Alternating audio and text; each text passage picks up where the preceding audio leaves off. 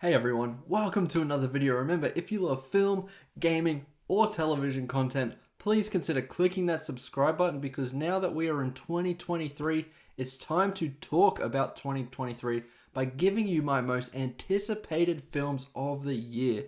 Now, this list is usually one that fluctuates so much as the year progresses due to what is doing well at film festivals and what the surprise announcements for films this year will be. So just keep that in mind and let's get into it.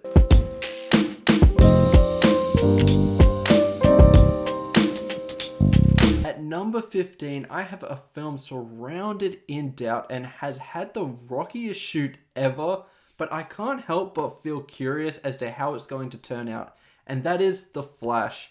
It seems like this movie has a huge amount of pressure on it to restructure the DCEU, so much so that I think it probably will end up failing. And with James Gunn making huge changes at DC, I think it could be even messier. But the trailer that they released a few years ago did look promising, and to see how they are going to handle the countless controversies of Ezra Miller will also be quite interesting too. Despite how much of a failure I think the Uncharted movie is, I am still very optimistic and hopeful that some of the other PlayStation adaptations will be a lot better. That is why I am really excited for Neil Blomkamp's Gran Turismo. I'm not the biggest fan of Blomkamp's films, but I still think it could be a very good match to do a Gran Turismo movie.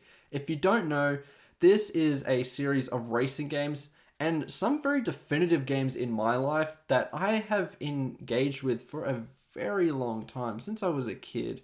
And the idea for the movie itself sounds very interesting. The synopsis for this movie is the ultimate wish fulfillment tale of a teenage Gran Turismo player whose gaming skills won him a series of Nissan competitions to become an actual professional race car driver.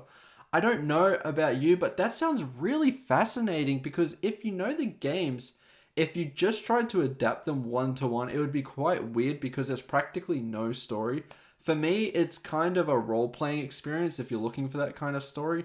So to use the game as a catalyst for this film's story has me really excited for it. At number 13, I have a film that has seen delay after delay, and that is Taika Waititi's next film, Next Goal Wins, starring Michael Fassbender and Elizabeth Moss.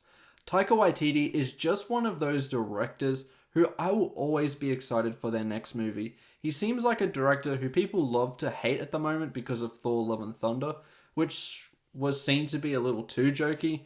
Bit of a weird comment for an MCU film because I feel like all of them are a little too jokey. But anyways, this was the one where it was more noticeable, I guess. And there were some jokes in there that really didn't land.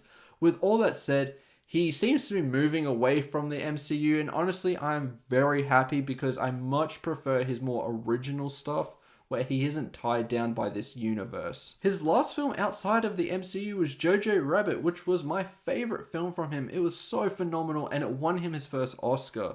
This seems like Next Goal Wins will be very quirky and funny, with the synopsis being Dutch coach Thomas Rongen attempts the nearly impossible task of turning the American Samoa soccer team from perennial losers to winners. That gives me such Ted Lasso vibes, and with a Taika Waititi spin on this, it could be an outrageously funny movie that I'm still excited to see despite the constant delays. Number 12 is a film that I don't know if many of you know about, and that is the new Ridley Scott epic Napoleon, starring Joaquin Phoenix. I mean, do I need to say more? I really like Ridley Scott's approach to these epics. I enjoyed The Last Duel a lot, and it was a shame that it didn't do too well at the box office because that was a brilliant film in my eyes. I think Joaquin is a perfect casting choice to play this role. There haven't been too many details about this one, but from the synopsis we can deduce that it is going to explore the volatile relationship with his wife in his rise to power.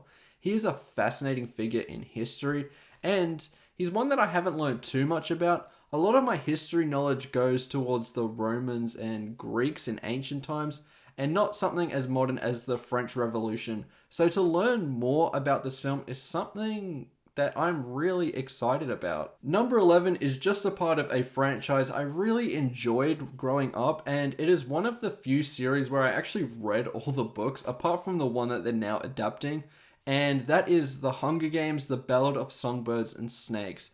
This film will be a prequel to The Hunger Games and explores a youthful President Snow when he wasn't the president.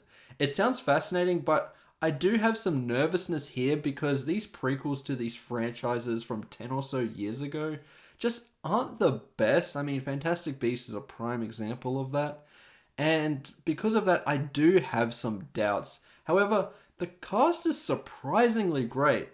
You have Hunter Schafer from Euphoria, Peter Dinklage, Rachel Zegler from West Side Story, and Jason Schwartzman. So I don't know what to make of this one. All I know is that I will definitely be watching and reviewing this one when it comes out. Getting into the top 10 now with a film from a studio that practically never misses, and that is Elemental, the new Pixar film. Now, their last film was Turning Red, which, while I did enjoy and like, it didn't really hit the highs of some of Pixar's best. However, the film before that, In Soul, really did that for me. I've always loved and respected Pixar. They were a huge part of my childhood like everyone else. And Elemental looks like it's going to have a really fun looking Pixar world. The hints of a story going into how opposites can still like and respect each other is a message that we need probably more than ever now. And that has me excited too, in how they can explore that. My only doubts here is that it is from the director of The Good Dinosaur, I believe, which is one of the few Pixar films I actually haven't seen, but I hear that is pretty much universally the worst one. Hopefully, we don't get that kind of quality when Elemental comes out. Number 9 is something that I wouldn't normally be excited for, and probably has the largest risk of failing, but who is involved with this project has me really excited. I'm of course talking about Wonka, the new film from Paddington director Paul King, and starring one of the best actors in the business right now in Timothée Chalamet. Whatever film he is in, I will be watching because he is more often than not in a really, really good film. Wonka, I believe, is set before the events of Charlie and the Chocolate Factory, which were films I watched a lot as a kid, but aren't really ones that I engage with now, so it will be interesting to revisit that world again. Number 8 is pretty much on everyone's most anticipated list for the year, and that is Martin Scorsese's next film, Killers of the Flower Moon. This is another one that has been constantly delayed. It is coming to Apple TV this year and stars the GOAT, Leonardo DiCaprio, with an excellent supporting cast of Jesse Plemons, Robert De Niro, and Brendan Fraser. The only reason this is a little lower is because I am not a crazy fan of The Irishman. It was one that I watched the one time and I really had no urge to ever rewatch it again. If I also found out that this film is also aiming to be a slower paced 3 to 3.5 hour film, that would definitely kill some of the excitement for me even further. Wolf of Wall Street managed to justify its really long runtime because it felt like a 2-hour film because the pacing was pitch perfect. But overall, I expect this to be a huge Oscar player, and I am personally excited to see what Scorsese can do with this project. At number 7 is a weird one for me because I never really put these films on my most anticipated list for the year, but here we go. Guardians of the Galaxy Volume 3 looks very, very good from the trailer. I've never been a huge fan of this franchise. I don't really like either film in the series. I do think the holiday special is alright, but that's really it. There's nothing really to write home about it for me personally. However, this one looks like it's going to explore Rocket Raccoon's backstory, who is definitely one of my favorite characters in the entire MCU, and I think Bradley Cooper has done fantastic voice work with this character. Also, if you didn't know about Rocket's backstory, from what I've seen from the Telltale game, it is very, very tragic, and I think if James Gunn can take the right approach to it, we will all be crying in the theater. At number 6, we have a new film from horror mastermind Ari Aster, Beau is Afraid. I'm sure when we get a trailer for this, and we get a glimpse of what this really is, I'm sure that this will jump up into my top 3 on this list.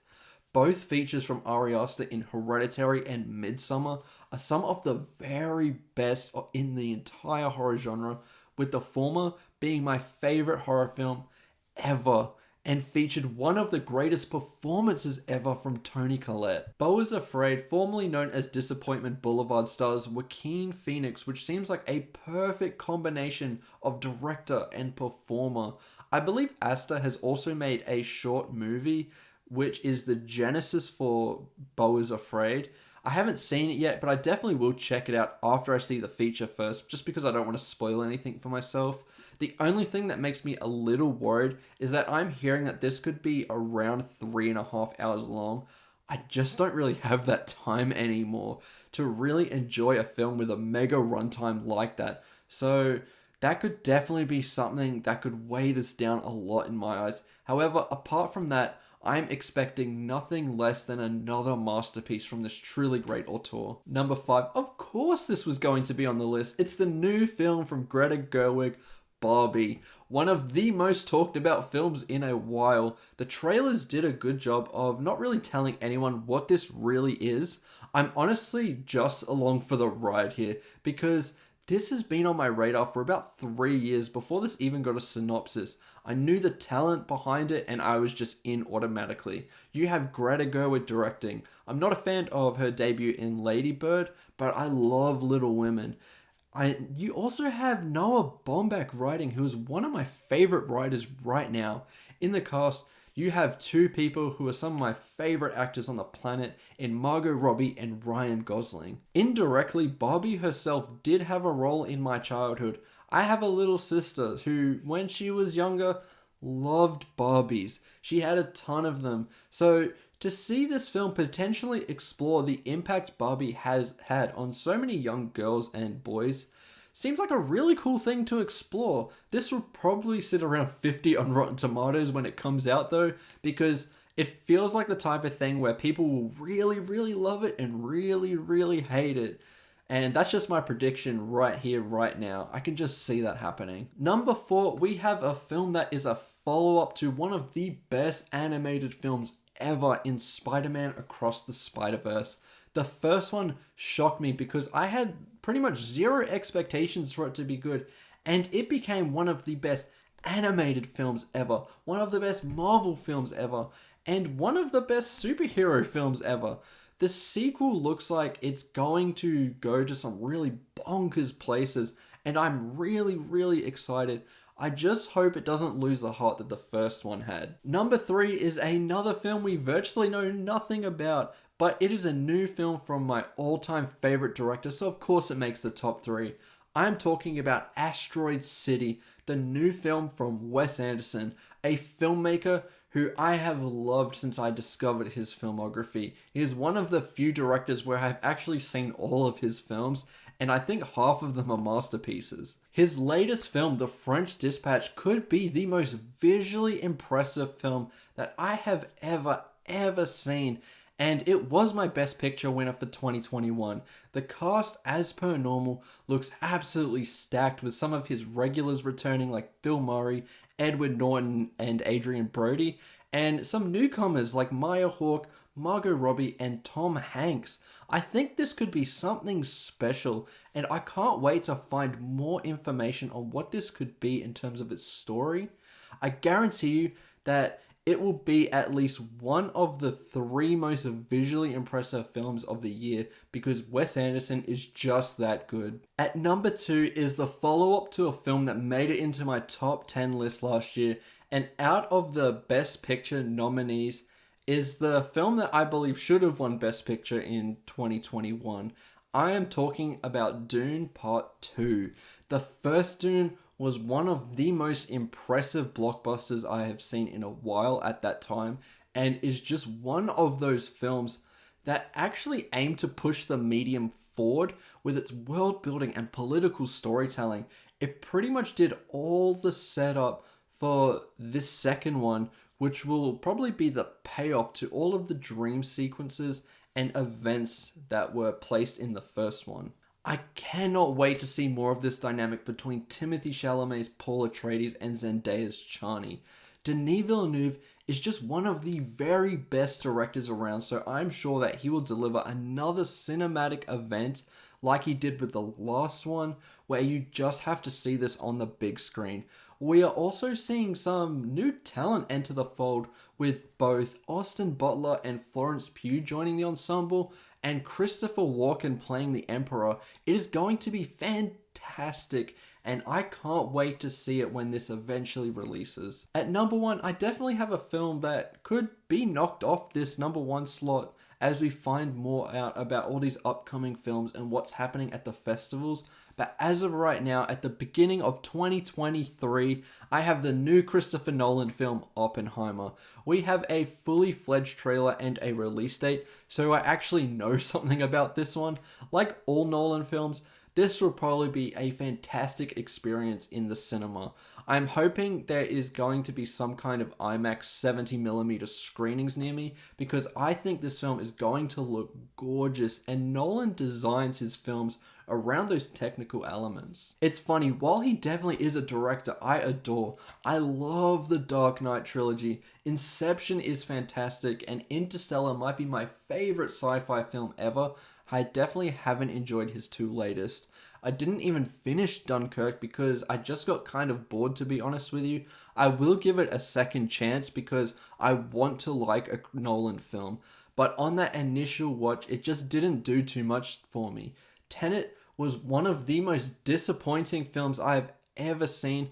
I wanted to love it, but it just didn't work for me. I also thought it had some of the worst sound mixing, period.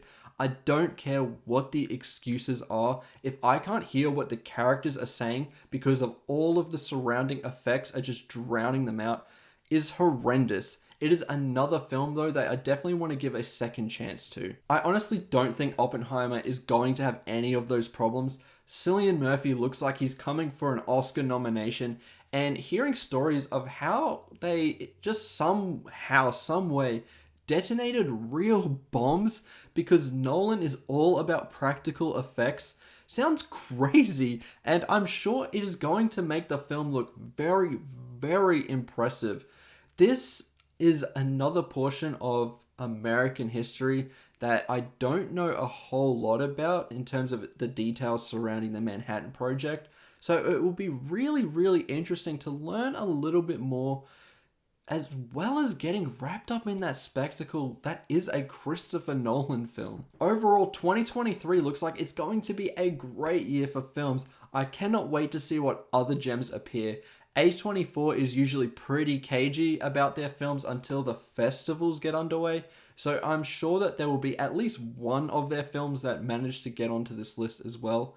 I know Maxine might be coming out in 2023, but to be honest with you, in Australia, Pearl hasn't even fucking released here. There's absolutely no way of seeing that film at all in Australia. So Maxine might release in 2025 here, who knows.